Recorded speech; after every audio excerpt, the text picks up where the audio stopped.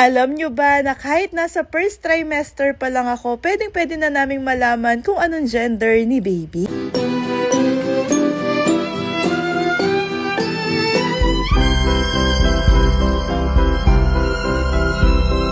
Hi mga Marikoy! Kanina nga pala, hindi ngayon. Pagkapasok sa school ni Jace, naligot, nagayos na ako kagad. Actually, naligo lang nga pala ako ng katawan, tinatamad akong paliguan yung buhok ko. Ang dami pa kasi seremonyas kapag pinaliguan ko yung buhok ko. 11 weeks na nga pala akong buntis at patapos na yung first trimester ko. Opo mga Marikoy, 11 weeks pa lang pero mukha lang talagang 4 months na buntis na. Namamaga nga pala yung dalawang braso ko sa kaka-inject ng pampakapit. Anyway, nasa bahay na nga pala ulit si Daddy Tano at dala niya yung mga pinabili ko sa kanya. Nagpabili ako ng mga tinapay na dito sa Pampanga lang merong ganito at saka ohoy. Sakto din kasi nagkikrib ako ng mga ganito mga Marikoy at pinadagdagan ko nga kay Daddy Tano dahil may darating na mga tao dito sa bahay namin at ibibigay ko sa kanila yung mga yan. Itong okoy nga pala na to sa may sapang may sak lang namin siya binibili sa may daan. Kung nagbibiyahe kayo pamagalang mga Marikoy, alam niyo na siguro yung bilihan nito. At kahit hindi pa ako buntis, gustong gusto ko talagang bumibili ng okoy sa kanila dahil napakasarap ng okoy nila, napakalutong din. Tapos binilhan na nga din pala ako ni Daddy Tano ng buko. Request ko sa kanya ito kasi kapag umiinom ako ng tubig, madalas mga Marikoy nasusuka ako. Ina-alternate ko yung tubig at saka buko. Wait nga pala yung paglilihi ko mga Marikoy, halos ngayon ko lang nararamdaman. Halos ngayon lang din ako tumayo mga Marikoy kasi nga may darating na mga tao sa bahay namin. Pagkatapos kong kumain mga Marikoy, nag-ayos na ako. At nung last check-up ko nga sa OB ko, nagtanong ako sa kanya kung pwede ko bang ipagawa yung NIPT. Sabi niya, pwedeng-pwede daw at i-recommend niya daw talaga yon sa akin. Madami kasi ako mga nakikitang nagpo-post na pinapagawa nila ito kahit nasa first trimester pa lang sila.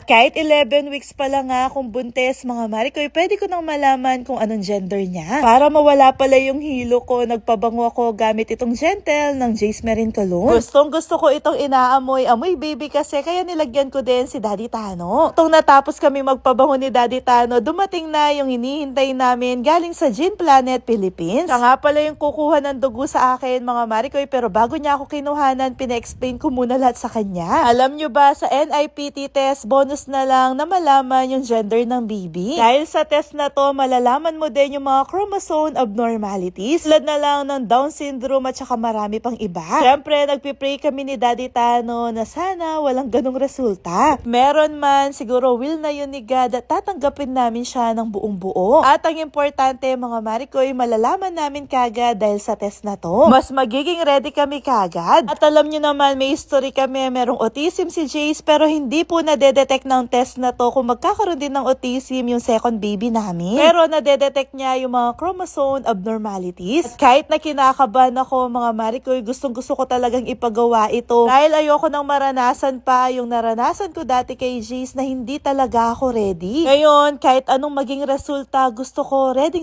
kami. At gustong-gusto na din naming malaman yung gender para maagang mai-ready namin si Jace. Lalo na gustong-gusto niya baby girl mga Marikoy, paano na lang kung baby boy yung magiging baby namin. Kaya kailangan maaga ko din siyang mai-ready. Buti na lang, aabutin lang daw ng 6 to 10 days, malalaman na namin yung resulta. So next week mga Marikoy, aabangan na natin kung anong gender ni baby at ngayon pa lang ipapahula ko na sa inyo. Pipili kami ng tamang 10 makakahula at papadala namin ng PR kit ng pabango ni Jace. Kung gusto nyo nga din palang ipagawa ito, pwede nyo gamitin yung code na Mami Macy 20 para sa 20% na discount.